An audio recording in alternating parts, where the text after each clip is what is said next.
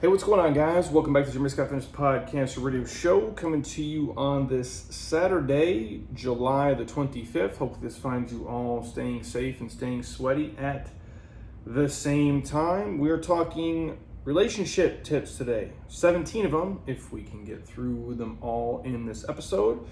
And for that, I have my wife, Heather Scott, back on the podcast. So Heather, welcome back. Thanks for having me back. How are we doing today?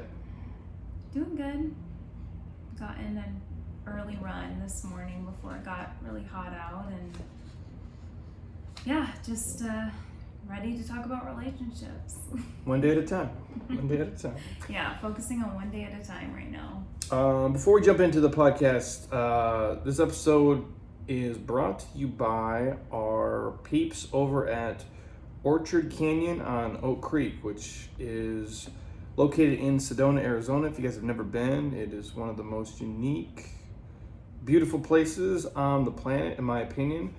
These guys were kind enough to have us there earlier in the week. It is essentially 17 little cozy cabins, and they have 10 acres of organic gardens and orchards, and it's kind of just tucked away in this little hidden gem in Sedona, which Sedona by itself is amazing, but it is definitely off the beaten path there in Oak Creek. We had this very old school Ron Swanson type little rustic cabin right literally on the creek. We could hear it the entire time we're there, socially distanced from basically the entire world. Something I thought was super cool, and I know you did as well. It was beautiful, yeah, and it's north of Sedona, and it's up in the canyon, higher elevation, so you get a lot cooler temperatures up there. So it was like 60s at night and like 80 during the day, and we got some rain. It just felt so refreshing to get out of the city and have some peace and quiet. And the food was amazing. Like he said, it's more farm to table, a lot of organic produce that they incorporate. Since the restaurant is closed currently, they serve you breakfast and dinner directly to your cabin, which is awesome. And we just really had a great time just disconnecting and just getting out of town, getting out of the house. And the hiking too. And the hiking, you're so close to Sedona, so you can choose to do all the Red Rock trails, or you can go through the forest and the pines up in the canyon, along the creek, and you're also close to Flagstaff, so you can choose to go up even further, higher elevation to Flagstaff if you prefer that. So it's just a great location, and I highly recommend anybody that would like to check it out. Yeah, it's obviously, if you guys look at our stuff on Instagram, Facebook, just the hike that we did alone, the couple of them around, just the places, again, all easy stuff to get to, and obviously if you're willing to put in the work, you get some pretty unique views, and there's really not a bad view in Sedona, but if you're willing to kind of venture off the beaten path, you definitely get to see some unique things. And we were hiking, there's literally no other people out there. There was like a pink Jeep tour that takes a different route. There was a few pink Jeep tours, but again, no other cars in the parking lot. It was weekday. We saw a couple people hiking when we first started, but yeah, each day it was great because we felt completely isolated and we had the trails to ourselves. So yeah, definitely recommend it. If you guys want to check them out, it is Enjoy Orchard Canyon on Instagram. And then I think if you stay there during the week, which I would recommend, I think Sedona's great, but honestly, on the weekends it can get super gnarly. Because now it's like, again, like the downtown area is touristy. Yeah, which is not my favorite. Some of you guys, if you're into that, that's obviously cool. But you can stay at other places too, like West Sedona.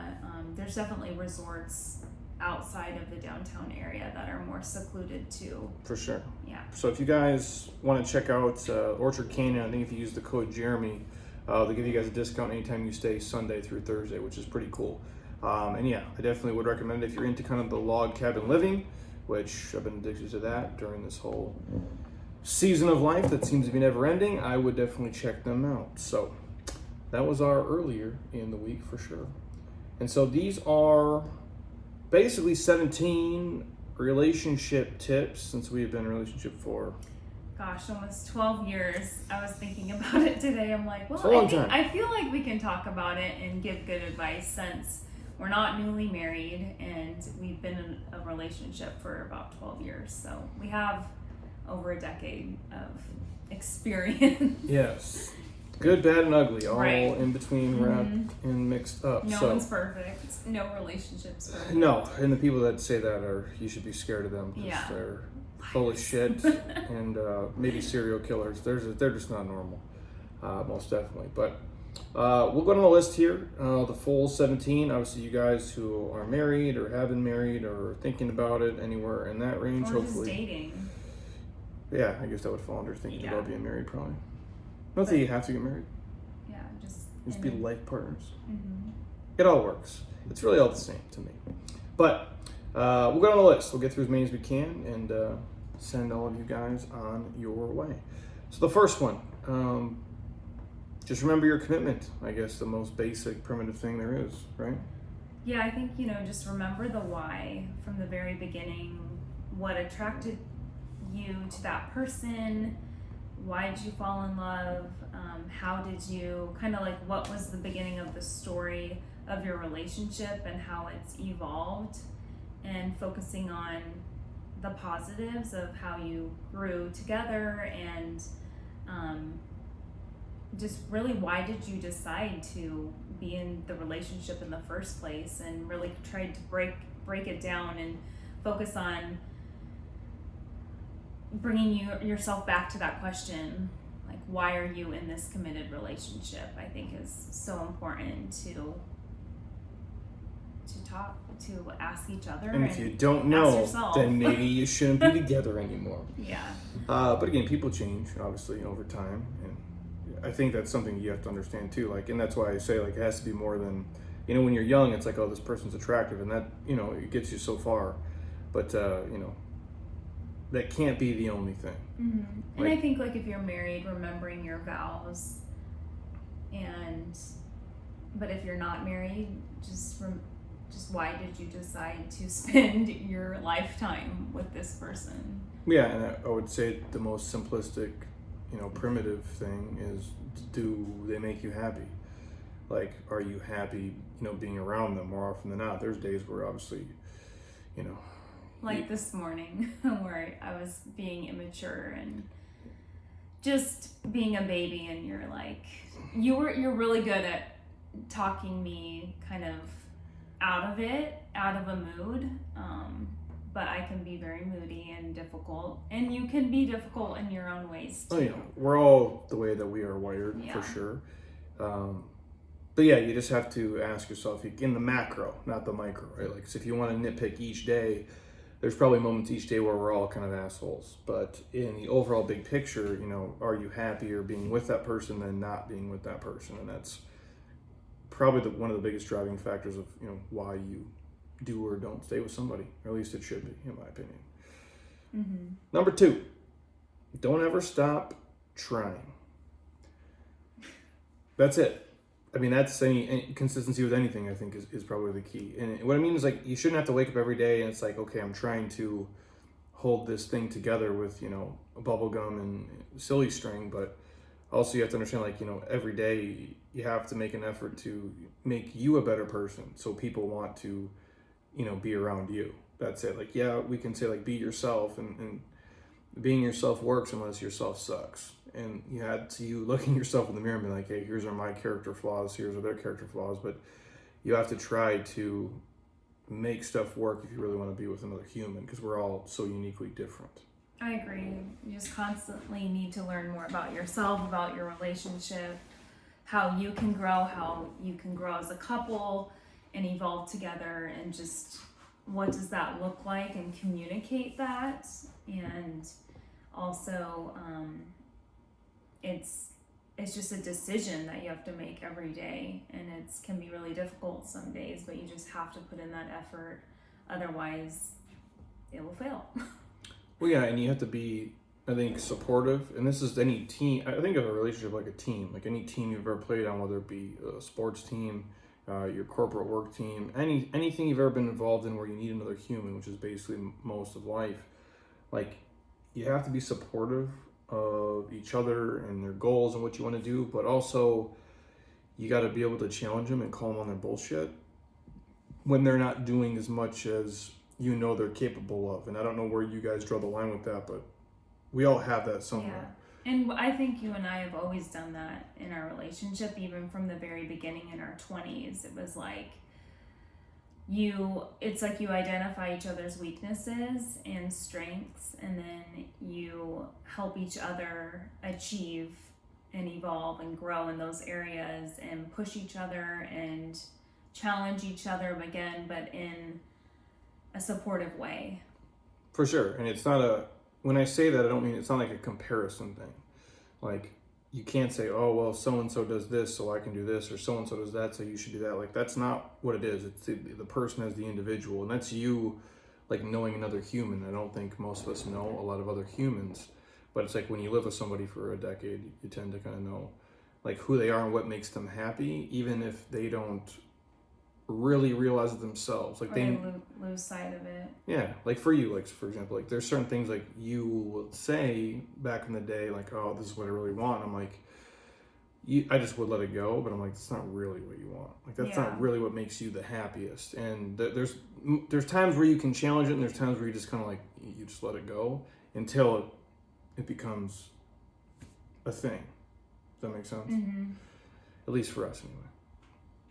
Which brings me to number 3. Communicate respectfully. Yeah, communication is key. I mean, it's the most important skill I think you can have in life, and that's for any job or any organization or any team you're a part of. But at our house, we say use your words, because sometimes you don't want to. Or if you're the person who is not... Neither do you. But sometimes verbal. I could just tell it's like something's on your mind that you just... Well, there's a fine line. Like, there's a fine line as a man. Constantly just like staring off in space, and I'm like, hey, you need to talk There's a fine line as a man where you don't want to be like a whiny asshole, but you also have to let out your emotions because it's so healthy. I go the more Mad Men route. Just kind of swallow it. But I'll talk though too. We don't go to sleep angry though. Like, that's what I will not do. Yeah. You will be more inclined to walk away and slam a door. Mm-hmm. I'm not about that. I'm not about that life. Because I'm like, what is that going to solve? It just delays the inevitable. And I'm like, if there's an issue, like, let's just solve it. But sometimes I just have to gather myself and be alone before we resolve an issue. Yeah, kind of. I don't know what you do. I don't know. We're all built different, but the key is you have to communicate. If there's something wrong. And respect each other, constantly communicate, let out your emotions and what's on your mind. Don't hold it in. Listen to each other. I think that's a huge one. Don't just keep having it fester and build up, because then it's just going to turn into an even bigger issue. So talk about it, create a plan, and then figure out how to solve it together. And like you said, don't go to bed angry. No, and don't. Life is too short. It's too precious. Yeah, especially now. I think, and you understand, like, this is the only person who probably understands you or knows you because they live with you, essentially 24/7. And on the same note, don't transfer your anger. And people do this all the time. We do it as children. We manifest it in a different way. So we're hungry, or we're thirsty, or we're tired. And as a kid, like, you cry and you whine and you act like an asshole. As an adult, you might not cry like physically and scream, but you'll act like an idiot. And so you're mad about your job situation. You're mad about your family. You're mad about insert 19 different things, and then you'll take it out on your partner. And you can't do that. So you have to get to the root of like what's really bothering you, and that takes some self-awareness on your part, and then not to lash out at the people closest to you. And I think that's the hardest one for me to overcome, because I tend to do that. And it's like, we don't have family that lives here, and sometimes I'm like, I wish it would be nice to just, say I needed to vent, so I could just run over and go talk to my sister or my mom, or stay over at their house, right? We don't have that, which on the flip side, I think it's really benefited us, because at a very young age, we both moved away from our families, moved to Arizona, met each other, moved in together, and then it was like, okay, it's just you and I, we have to figure this out. Other than like friends, you could, but I feel like early on, I as you get older, I feel like I've trusted my friends more to talk about certain things, but Well, they become like your family. right. But in the beginning, you're too nervous to talk about your friends of the issues you have in your relationship or whatnot. And so I think early on it was like we just had to figure this out together, and we didn't have anybody to go run and cry to.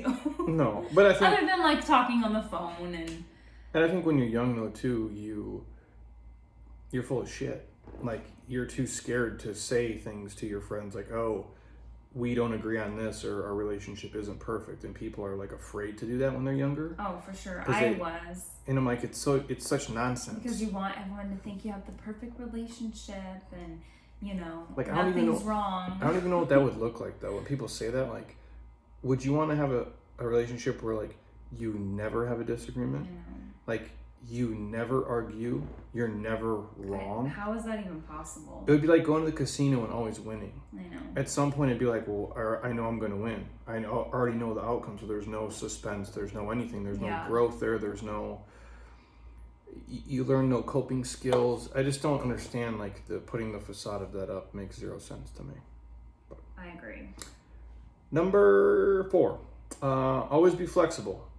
Just try to respect each other's time, values, priorities, hobbies, passions, or each person's process is the way that I think about it. What you do for work, what your dreams are. Your hobbies, your individual, the things that make you you, which may not match up with your partner, but it's part of who they are, or it's part of their process. You just have to either appreciate it, be part of it, or tolerate it, I guess. Yeah.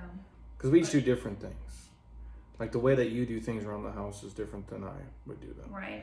And like the way that you blast country music, like I never would do that, and it's terrible. But I tolerate it because I'm being flexible. Because you're a good partner, a good husband. But it's painful, man. It's painful. Well, same with me, tolerating My all the awesomeness. things that annoy my me. awesomeness. That's just like that you do. It's hard to tolerate greatness. I understand. Oh my gosh, that's what I'm talking about. Yep. So number 5, curiosity saves couples. So I think for this one, it's like, go on adventures together. That can be like exploring anything new together. I think that keeps the relationship alive and exciting. So it could be a new restaurant. Obviously right now it's difficult. New takeout, maybe. New activities, new food, new hobbies that you can try together. Anything that, it could be something so simple, just like a new show to watch together right now. But something that... Unsolved Mysteries. No. What are we on now? Cold Case Files. Cold Case Files. We've but graduated. finding things that maybe one person's curious about, and then you can give the other person to also want to share that with you. I think it's so important and makes it fun and new and exciting. Yeah, I think spontaneous stuff is, needed, or just things that are, it doesn't, again, it can be small pivots in your daily life of what you do. Things like, for us, hey, let's go play basketball this day. And as, remedial as that sounds, it's different than the normal routine of like work and life for us, or go ride our bike, or do something together that maybe we typically do separately, or do a podcast together. Like for us, it can be anything. You guys are going to have your own unique things, which I think ties into number 6, which is be willing to, grow and learn, and just be, honest with yourself and your partner about like what you need and what you want to do. And be open. And a lot of people struggle with that, for sure. It's hard. And that can be everything, like across the board. Like, hey, here, my goal is this, and my vision is this. And, we are similar for the most part. You're more the end game, and I'm more like just playing the game. How are you going to get there? Yeah, like you'll say a lot of things, and it's great. I always focus on the results, but then... It's what it takes to get the results is where, like, that's where I like to start from. And like most people will say, hey, I want to live here and do this. I'm like, that's super cool. I'm like, well, how are you going to get there? Or like when you were like, I'm going to start my own business over 10 years ago, that was a really challenging time for our relationship, and we were so young. I was 3, 4, 24 maybe, 24, and you were 26. And I think from that point on, we really started to work on growing and learning about ourselves and our relationship. We wrote down personal goals. We took action steps like going to even more of like a marriage personal development conference, and eventually, like later on, we would share different podcasts or books that could help, couples or people that are starting their own business and things like that, that we could support each other and learn together, I think was very important. I mean, yeah, we spent a lot of time in resources doing things like that. Like I've been to everything in reality, and we've been to a lot of stuff together, from Tony Robbins to the Ramsey stuff to Hogan to Chrissy Wright, or you name it. And then again, about 100 audiobooks a year I do typically, and then we both have individual podcasts that we listen to. But what we did is we became friends with a lot of these people. Like our circle of friends became like people you can talk to. Having mentors, I think, is so important, of all ages, and friends of all ages, and you can. Well, and the people we've met here in this business. Our JSF community, it's like a family, so I think that was very important. The couples that come here, but also the individuals, and you don't even have to be in a relationship, but anyone that you can learn from that has different life experience from you, and or can support you in your own career and just different goals that you have in life. I think it was really beneficial, and still is to this day for us. Yeah, I think if you guys want to be on the same page and you want to not have arguments about stupid things, like listening to people who have done it before you or have done it similar to you, like whether it's our friends now, that are in our same range, like Jeff and Emily, or Ashley and Steve, or Brittany, and those guys, like they're in our circle. But like here, the people like we're like the Brent Orms of the world, where like this guy runs his own business, his wife has a career, I learn a lot of things from him. Or the Mike D's of the world, like you learn from the people around you that a lot of them have done it way longer than me. So like, hey Jeremy, here's what I don't do. Mm-hmm. And it's funny because like I got a young kid, Jacob here, what is he, 25? 26? I think so. Something like that. And he would make comments here in the group, well, when I get married, this is how it's gonna be. And I'm like, bro, you have a lot to learn. you don't even know, like in every dude here's face, Love like him. who's older than me, like I'm talking dudes who are 45, been married for 20 years, like dude, you're so confused. Mm-hmm. And my point is that in those scenarios, you just listen to people who have done things before you, and that's, right. I think, one of the best ways you can learn. And surround yourself with people. If you don't have that right now, create it, and surround yourself with people who inspire you, whether that's, their relationship, their family, their career, how they're doing life, and make sure that you make those connections and build that network, because it is so important to have that support group. And you can learn a lot from having people in your life that you can eventually build your own life, and just to kind of take their advice and their feedback and their experience. Learn from the mistakes. Right. So if they tell you everything's perfect, run from those people as fast as possible. Next one, stop invalidating. For a lot of people, the emotional invalidation is a frequent negative thing in relationships. Most negative definitely. Force. I wouldn't use the word force, but it's like some Star Wars nonsense. But it occurs when you discount your partner's feelings, and implying, the simple phrases of like you're crazy or you're stupid, or a combination of those things. I think we're all guilty of doing that. Oh, for sure. At some point, and sometimes you're probably right. Like if you're you're acting crazy, yeah. Check yourself. But if you are acting crazy, then I don't know how else you say it. But when you're not, though, that's what we're talking about. And obviously name calling is never ideal, so calling somebody stupid. But people's, people's feelings are their feelings. Mm-hmm. Like you can't, you can question it, but you can't invalidate it. Like you can ask, why are you sad? Like why, for example, when I get homesick because I'm missing my family, it's like, don't Jeremy discount my feelings, which you don't. You're always very supportive, and I really appreciate that because it is a very sensitive topic for me. Yeah.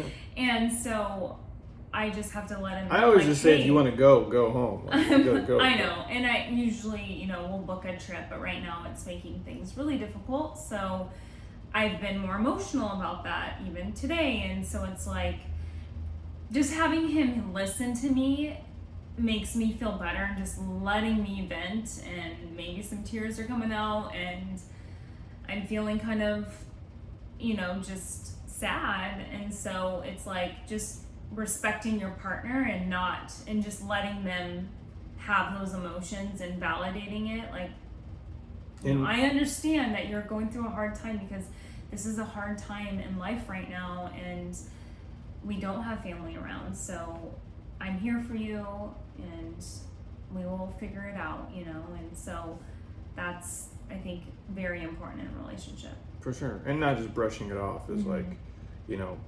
nonsense, because again, you feel how you feel. Like if I tell you something like, hey, I feel stressed, or I feel tired, or I feel, whatever it may be, like that's me openly communicating, which is one of the most important things you can do. And one of the worst things, especially, I think it's both ways. Women are probably more inclined to share the real shit than dudes, because dudes still have a hard time with it. That's just how I think we're wired, DNA wise. I don't have the data in front of me to back that up, but that's how I feel as a man. So if a man is saying something, hey, I feel this way, and then you as a female are like, you're just being an idiot, or you're being crazy, like that's probably one of the worst things you can do, because then that dude is never going to say shit again. And I think it works the same way. If your wife is telling you, hey, and sometimes as a dude, I think you're too stupid to listen to it, so just like shut your mouth and just listen though. Hey, I feel homesick because of whatever, and then you can draw the conclusion from there. But just to like try to brush it off is probably one of the worst things you can do. Right. It's like putting yourself in that other person, your partner's shoes, and trying to look at it from their perspective, I think is so important, and that's something that like we've worked on empathy over the years. Empathy. And just understanding, which I feel like you and I both have that. It's hard for people to trait. It's hard to do it for everybody all the time, but if you can do it for your partner, I think you just have to, because you have to. And it makes you closer and more intimate, I believe. I do say that all the time. I do it at our house. I'm like, imagine imagine this person, and I like basically describe myself, and I'm like, how would you feel? I know. I'm like, imagine if you had to do this, and like, what would you do? I do it with a lot of people. I do it with Monica though. I ask her the same thing. I'm like, what would you do? Because I just want to make sure I'm not crazy. So maybe that's you validating maybe I'm not completely insane. But that's an important one. Next one, number 8. Another important one. Be open about your finances. Right, because obviously money is one of the biggest issues. Number one in a marriage or relationship. Cause of divorce is money fights and money problems and money worries and issues. So this is common sense to me. Something that we both have worked on and continue to make effort, and I have really tried over the years and will continue to make an effort, because it does it. Once you can figure it out together as a couple, you eliminate so many issues. Well, yeah, and arguments, that really don't need to happen, because you're not on the same page. But once you are, it's like so much better. It makes it easier. It's common sense, right? Like, so if you look at, if you said, hey, I want to be super fit and healthy, and that was your goal, you would look at the biggest things that healthy people do, and then you would basically model that behavior, like we talked about before. If you wanted to say, okay, what are the biggest things that are the biggest health concerns in America, you would start to understand, like, okay, heart disease is the number one killer of all people. So you would start to look at those things and say, okay, how do I work on not doing this, but doing this? So if you're a married couple, or if your couple is going to be married or whatever it is, And obviously, once you're married, I think you should combine all of your money together so you all share it as one. The separate accounts bullshit, being married, I think is a recipe for disaster. That's not me judging. That's just common sense here. You can look at the data. There's a ton of it that supports it. So what I'm saying to you is when you look at those things and say, if we know the number one cause of people splitting up and hating each other is money fights and money infidelity, which is also a thing, you should both get on the same page and say, okay, we're going to share accounts, we're going to budget, we're going to communicate, we're going to be honest. Like, I come from a very fiscally responsible background. My old man is like the most probably responsible money human I know. And again, when you grow up broke, I think that's just naturally what most broke people do, unless you go the other way and buy fancy shit, which clearly I did not go that route. So my point is, like, when we are together and we are going to be married, like, you know, I won't share every story of you doing maybe not money things I would have done. So we would go to... I used credit cards way more back in the day. Credit cards. Yeah. It's a dangerous game, kids. I had shopping problems that I really didn't realize the damage it was doing early on. You weren't completely transparent. Right. We lived in we weren't married though. A relationship is built on trust. So once you can completely be honest and trust each other. I'll share a story, right? Yeah, I'll share. Can I share? Sure. Yeah, so we do everything backwards. So I'm not telling you to do that either. You can look at the data points, how you choose to get married. We lived together for a long time before we got married. Did all the married stuff, but just weren't married yet. That was easier for us and how we logically think about it in our brains. So we're living together, and I remember because you're in your office and you like told me like, yeah, was it just a credit card or was it a Nordstrom card? It was a credit card. I had a Nordstrom card too, but the one that was substantial. Yeah. And it was like $15,000. Yeah. And I'm like, you should have seen my face. Like, I don't rarely get mad, like for real. Like, I probably have not been that mad in a long time. This is when we were engaged. Yeah, because we bought our house. We're in our 20s. Yeah. And we made like at that point, I was like, if I'm gonna buy a house with you. Were we even engaged yet? I don't think so. Yes, because if we were gonna buy a house together, remember having the conversation in the condo. We owned our house though for a long time before we were engaged. We engaged you in our house. Okay, yeah, but I remember having the conversation when we were going to buy a house that, okay, this is going to lead to us but we weren't being married in the near future. Because I think this was before that. I think you had done this before that. Because I don't know if I got engaged to you. I thought you were going to take all the money I didn't have. I had my own career. I was making money, so don't act like... No, I didn't have any money at the time. That's the point. Now I'm older and I'm established, but back in the day I was broke as shit. My point is like you had a credit card that you didn't tell me about. We were like living together but not sharing all the same stuff yet. So we're not married. And so it is your right to do this. And it was like $15,000. I'm like, I was so pissed. Like you could have been an unsolved mystery at the time. And I remember that, and it was like this bonus you got at work, which is like a huge bonus, basically paid off the entire thing. And that's what we did with it. Yeah. And that was like the last of your debt completely. And after that, then we started doing like, okay, I'm going to take you to, a Dave Ramsey event. We sat at Chris, like a retired inspired conference, which Chris, I can't believe at 27, I was 27, you were 29. Yeah.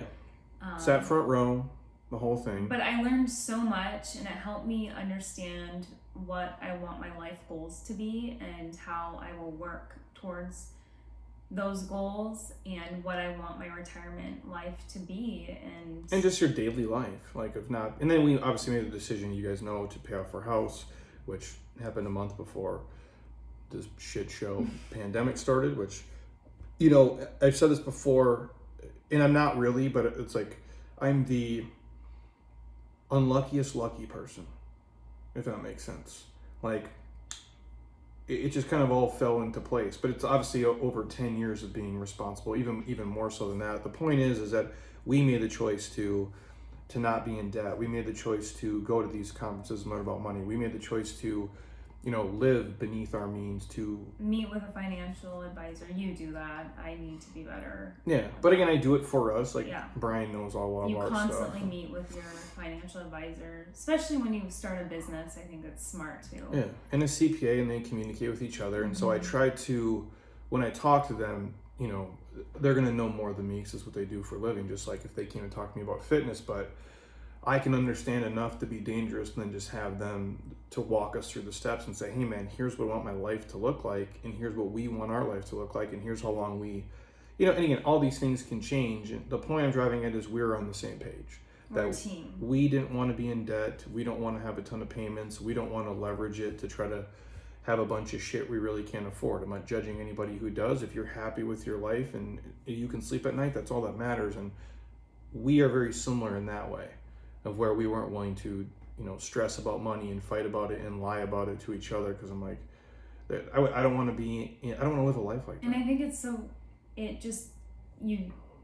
it's not an equal partnership when you're hiding things like that, or someone is only responsible for the finances, because then it's just going to make the other person feel inadequate or disrespected. It's financial infidelity. Yeah. It's like if I came home tomorrow and you're like, hey Jeremy, I ran up $30,000 in a credit card. Like, literally, like I put you in the trunk of my car. It's like you're putting that other person at risk. Well, it'd be no different than risking your life that you've created together and the years that you've spent with that person. Like if you did that, or if I did that to you, it'd be no different than me hooking up with some chick or you meeting some dude. It's fidelity. Yeah. You're cheating on that person. Yeah, it's not sexual, but it's financial. You're lying, like you're being openly deceptive. There's no way you could trust me imagine if I came home and I was like, hey Heather, I've been using credit cards. I got $100,000 in debt. Yeah. You would murder me. I would. You'd leave me for sure. Yeah. Because I just messed up. Like, there's no, I don't see how you couldn't. Like, and vice versa. Like, there's no way I'd be like, you lie and I would lose it. So. Number 9. Yes. We could talk about your money together. We could talk about that for a whole nother podcast. But, number 9, prioritize sex. Yeah, make it a priority, talk about it, make sure you make the time for it, because schedule it. It's just so healthy on a relationship, and can be, again, like this season of life has been stress reliever. Right, and it's a weird season of life. It's very difficult, so make time for that in your relationship. I know, and talk about it. Like, we have to, and we schedule it a lot because we can get so busy right now. Or I have a lot of downtime now. But you're just like stressed and you feel weird, and I think it's okay not to feel. You're distracted with everything going on. But that's still a part of what you do. It's what connects you. Yes. It connects you mentally. When you met each other at the bar, that's what you were thinking about. Like, dude, that's the number one drive. That was more physical, I think, in the beginning, but for sure. It really strengthens your relationship, your connection. Otherwise, you're just roommates. It adds fun and excitement, so just make that a priority. It's healthy. Yeah.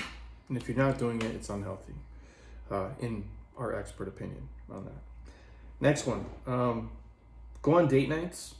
Which that's been a struggle bus for us right now. We kind of do, but again, we just do it's like day dates, right? Yeah, we've been doing a lot of day dates because we haven't been going to restaurants, unfortunately, together. Since March. Yeah, it's actually really sad. It's crazy. We went to one. In March. Or that's April. April. It was in Sedona, but outside. We haven't been going to our regular spots here locally, which is really sad. We'll pick up stuff, but now we're closed again, but when we were open, it's like you don't want to put all our members at risk if we're out and about places, so it was very difficult to kind of live our normal life because we felt ultimately responsible for everybody that's coming in here. Yeah, I'm not, again, I don't ever want to be sick. I'm not worried about getting it and dropping dead. That's not my concern. And anybody listening, I don't take it lightly, but if it kills me, that's what is supposed to happen in my life. That's kind of how I live my life. I don't want to give it to 10 other people. I don't want to be responsible for that shit for somebody who can't probably, fight it off if that's the thing. And on top of that too, the experience isn't the same. It's not the same. And so I'm happy to do pick up stuff and support businesses. And that's what we've been doing is ordering to go from our favorite places still and supporting them and taking it back home and kind of having a, patio not right now because it's hot. Indoor now patio. But But before, yeah, like a picnic outside, or now just But if they're the day dates, like if it's like we go paddleboarding or hiking, or if we go shoot hoops or whatever we choose to do, go like on an adventure together, something that is outside of just you living the normal life, I think is important. And then obviously when the world is not such a dumpster fire, go do those things. And again, it can be travel eventually. Yeah. When they let us dirty Americans Yes. back into wherever. And they respect us again. God, just a mess right now. Then 11, which ties into everything we've said, just being on the same page and you guys working towards individual goals, I do think, but also common goals that you have. And then you can have a dreamer, like a Heather probably, and then just a tactical person like myself. Very logical. Well, I just want to know how we're going to get there. Like, I'm all for everything, but it's, maybe it's because of what I do for a living. People are always like, well, I want to be this. And I'm like, well, here's the steps to get there. And if those steps are plausible and seem doable or seem like something you want to do, then we can talk about the end goal. But as long as you guys have some common goals together in life and you can agree to that, I think you'll be all right. For sure. Number 12, learn how to move on from arguments. Don't dwell, figure it out, get over it, and just let things go. Obviously, if it's something severe, like they ran up credit cards on you, or someone cheated on you, your spouse cheated, or your boyfriend, girlfriend, then obviously that's something that you need to figure out if it's even worth saving the relationship or moving on. Yeah. But life is too short to just hold things against each other that really don't matter, and try to focus on what's really important in life and let everything else go. And I would say to most of you, 99% of the stuff doesn't matter. 99% of the stuff you're going to argue about doesn't mean anything. In the big picture, it's a drop in the bucket. You're going to argue about dumb shit. Outfits you wear, who did the dishes, who did or didn't do this. Like when I try to tell you to wear certain clothes, he gets so... He's like, you're trying to control me, and I'm just like, because here's the example. What if now? Let me everybody listening, and there's a lot of you listening right now. And if you're a man, you're gonna feel me, and if you're a female, you're gonna be like, wow, you know what? He's got a point. And because I already know I do. Imagine a world where I came home and we're gonna go out somewhere, and I said, Heather, I don't want you to wear that. Here's the outfit you should wear. Would you be cool with that? No, but that's just the whole point of being a male and a female. It's just you can't do that to females. But okay, but yeah. But yet, if it's even, we're equal now, right? Everything's equal. We're even partners. So it's cool. So I just want to be crystal clear here for every dude listening. It's cool for your wife to tell you what to wear. But you're not into fashion. You're not into looking and shopping and. I always look fly. I always look good. You look good in your workout clothes. And a t-shirt's all dude needs. Who buys your jeans? Finally, I got you a new pair of jeans. Because they're so expensive. Nice fitted ones. There's so much money. But I'm just saying, if I'm willing to take the time to shop and look for you, I can make suggestions. If I showed up in some Brett Favre Wranglers and a white tee, I'll look just as fly as some dude who's wearing fancy clothes. The point I'm driving at is, you can't tell a dude what to wear. You can make nice suggestions. You don't go about it the right way, though. We've talked about this. You'll just lay some stuff out and be like, here's your options. I'm like, no, bro. That's not what we do. I've gotten way better. Because I've fought you forever on it. Here's my point with that, with the learn how to move on from arguments. There's certain arguments I'm willing to lose. There's certain things that you're willing to do and I'm just like, I'll give in. And there's certain places I'm willing to die.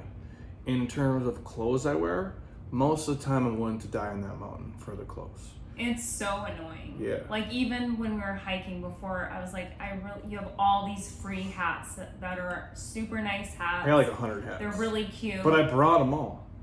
I don't want to ruin but I was like, I want to ruin you need to wear these ones. And he got so irritated that I was trying to tell him which hats to wear. Here again, we're lying. Here's the truth. Because you said it 6 times, and I told you 3 times before that, Heather, the hat's in my bag. Heather, the hat's in my bag. That's you not listening. That's the communicating. What number is that? 3? You just weren't doing number 3 correctly. The point is, you have to. So dumb. You have to know when to lose arguments and then which ones you want to win. And for some reason, I'm willing to die on the clothes one. I just will, because I don't want to be uncomfortable in my own skin. But the point is, certain arguments you can win, and certain arguments you can lose. In my personal opinion, if you're a dude listening, lose all the little ones, bro, and then you just win the big ones you really want. That would be my expert advice. It's got me this far. Okay. What are we at? How do you know number one? Laugh it up. Ha ha ha. Number 13 is laugh it up, which is so important. And I think for us, like sharing things like funny stories. Did you? Well, this says rollerblading. Why does it say rollerblade? We don't rollerblade. Where? I don't see where. What is this? The Midwest in the 90s? Rollerblade? Who, you're my mom? Stop. Okay. So things like sharing funny stories. Maybe it was in the past, or maybe it just happened, or it's a funny show or a comedian, and you can share a funny like joke, whether it's through social media to make each other laugh. Like that's something that we do. No, we do. Most inappropriate. Or old photos, or memories, funny things. Internet memes or videos to watch and laugh together. Yeah. I put like playing as adults, like if that's why I had You wrote rollerblades. No, I'm saying like It would be funny if we go rollerblading and take a photo of it. I'm saying it was like jumping on the trampoline, or things that you enjoyed doing as a kid that you can do as an adult together. I think is super fun, and it makes you be childlike and laugh together, like crack the egg on the trampoline or going rollerblading. Laugh it up is rollerblading. That wouldn't have been in my notes, but yes, I agree with you. Yeah, we don't laugh enough as adults for sure. Yours is tell dirty jokes or something like that. Well, I just say inappropriate which makes stuff me laugh, but yeah. Well, because you ask a question and I'll reply with something that's disgusting that has nothing to do with it, but that's just how I'm wired. I don't laugh as much as like a normal person, I don't think. I thought about that the other day. I'm like, I don't think I do. Like I like really crack up laugh, like cry laughing. But when you do have a laughing attack, like you do. I know. And it's usually super inappropriate stuff. That's what I think is funny. But yeah, laughing is important as a team too. Number 14, stop obsessing over who wins. Boom. I just talked about that. We're both really competitive, so this is something that we have to work on because we both like to win and be winners, not losers. Yeah, I'm not like Michael Jordan. I'm not gonna like do everything to kill you, but I am a winner. But like, what I'll do is you cheat though. Like you cheat. It's like we'll try to one up each other, and then I try to always like you always try to argue and make your point, and then I try to do and make my point of the argument, and then sometimes I'll put the blame always back on you. Like you'll cheat at like mini golf. Like you would cheat. That's not what we're talking about. Yeah, obsessing over who wins. It's your show note. This first of all, everybody watching on YouTube, look at my face. She has notes here that say stop being competitive, and she's the person who cheats at mini golf. Like, bro, you cheat at mini golf. You cheated at Cracker Jacks. I knew you could bring that up. But well, who does that? Like people think I'm a killer. Like who cheats at mini golf? The point is that's like Michael Jordan. Treat your partner as like your best friend. How you treat your best friend. And if they're better at you at mini golf, like I clearly am, don't try to cheat them out of it. Like there's things that you're better at me at. Yeah, I can't think of any of them, but oh my gosh, there's like a long list. You want me to start going there? How many? Is there any? Snowboarding, wakeboarding, soccer. I don't know about soccer, but hiking. Hiking. How do you get better at hiking? You're slow. Who beat your ass on the Grand Canyon? Heather did. And see, here's the point, you guys. I just let her talk, and that's number 14 is stop obsessing over who wins and stop being competitive. And she just rattled off 10 things that she wants to crush me at. See, Heather's gonna highlight number 14 and take it home with her when she goes. Okay, number 15. Stay in tune with your self-care. Treat yourself. So where's that? Again, like respecting each other with their own self-care needs, whether it's like a spa day for me, which I haven't had in forever. Like getting a facial would be great. COVID facial? Yes. A massage, either doing it together or separate, meditate, making sure that you're doing that and recognizing what you need to do for yourself to be a better partner and just a better person overall. So anything relaxing, different activities that you can do together or separately, going for a walk, just respecting like Jeremy needs his guy time, I need my girl time, girls night out, Your girls process, trip. their process, and your Right. process together, for sure. I think those are important. And it really adds to your relationship and can strengthen it. And maybe you're the type of couple who gives each other massages. We do not do that. We used to back in the That's day.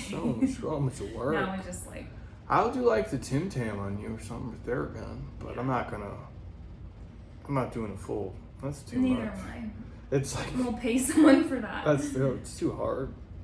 But that matters. Number 16. Pay attention to the little things, because the little things are really everything. They're the big things.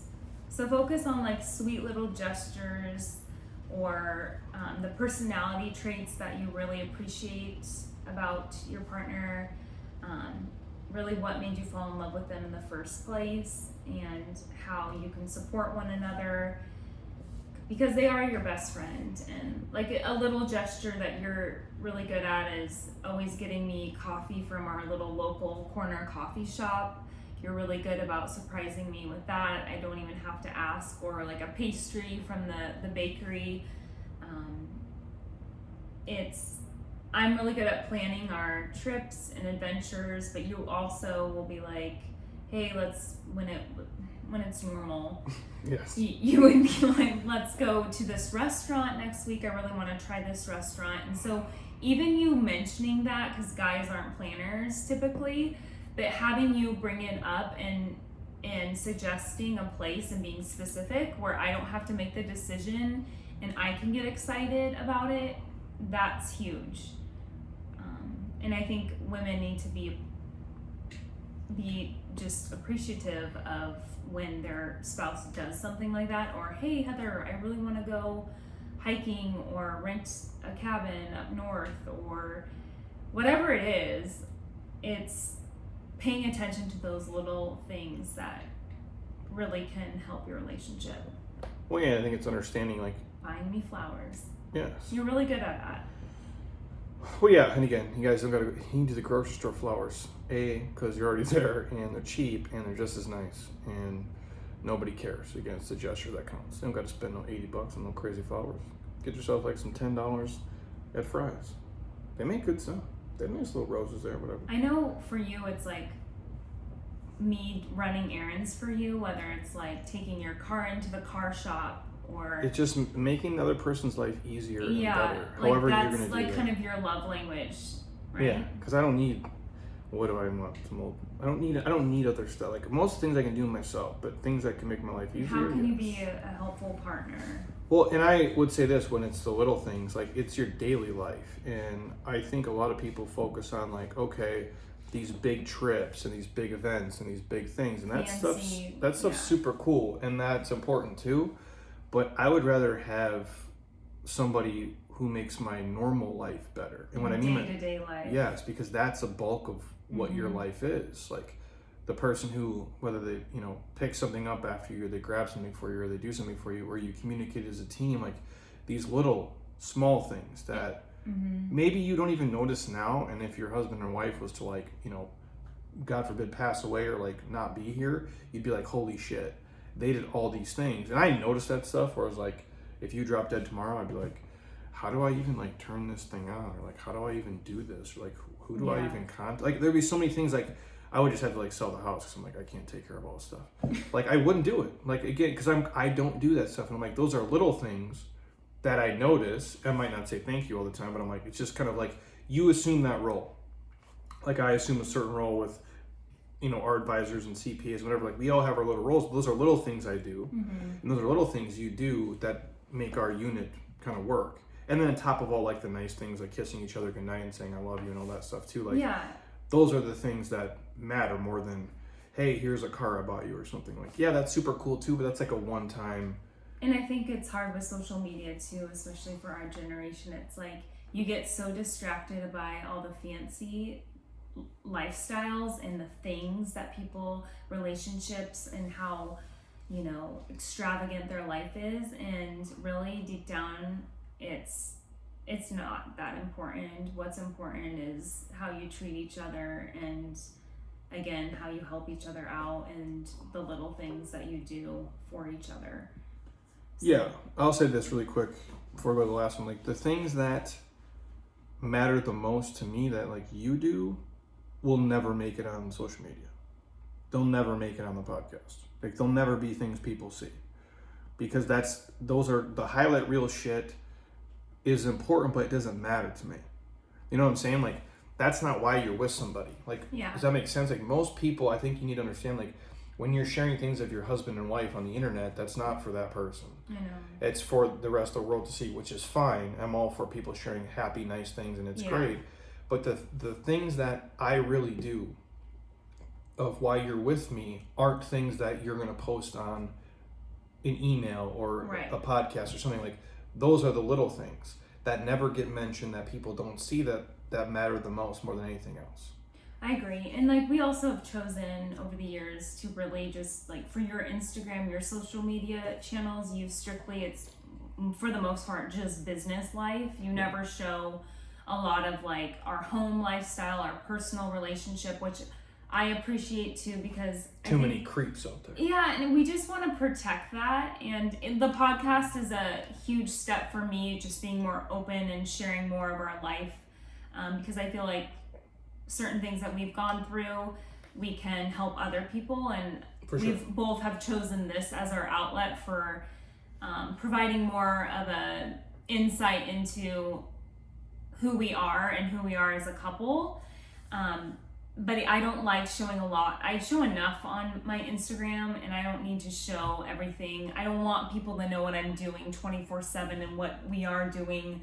Like, even when we're on a date night, it's like, yeah, every now and then it's great. Like, you're at this fancy restaurant or whatnot, or you're at a hotel in a normal world. But there's too many creeps out there. There's too much. Yeah, it's just, so it's what works for you, setting those boundaries and understanding and respecting each other's level of comfort with that. And just know the little stuff you do that you don't think matters are the biggest things that matter the most. Last one, super quick. We've talked about before. Just give each other your space. We do this well. Yeah. I don't have a problem. Like, I am who I am. So I have my process, you have your process. I don't mess with yours. You typically don't mess with mine. Like, if you want to go out with your girlfriends in a normal setting and you're going to go take a trip, like, you don't have to call me like 10 times. And I love that. I don't care. Our relationship. I'm not worried about you meeting some other dude. Well, and it's like, again, it goes back to trust, and we need our alone time, and we both have that personality trait where we get energized by being alone. Even just me going on a hike by myself sometimes, it just is like, I just want to be alone, and it's so healthy. Or going on a trip, or having a girls' night, or you having a guys' night to watch sports. It's like you need that. Yeah, even when we're on the stuff together, like, you still have the stuff that you do and the stuff that I do. Like, we don't have to go to bed at the exact same time. We don't have to eat at the exact, like, we don't have to do everything exactly the same. We might have our own little idiosyncrasies, and I think that's healthy and normal. And you have to know that, because otherwise, like, if you're together all the time or feel like you have this, you can lose yourself. This weird codependency, like, it would creep me out. Like, no offense, but I know it doesn't work for us. So we need to be separation. It makes us like each other more. Yeah, it makes you really just get excited to be together again. Yeah. So that's all 17. So hopefully it was helpful. Yeah. Again, this is how we've navigated it, and again, we're just like you guys. We take it one day at a time. Learning a lot. Yes. Hopefully all of you are as well. So again, you guys have any requests, questions, anything, hit me up. Shoot a message. We're happy to record it or get to it if we can.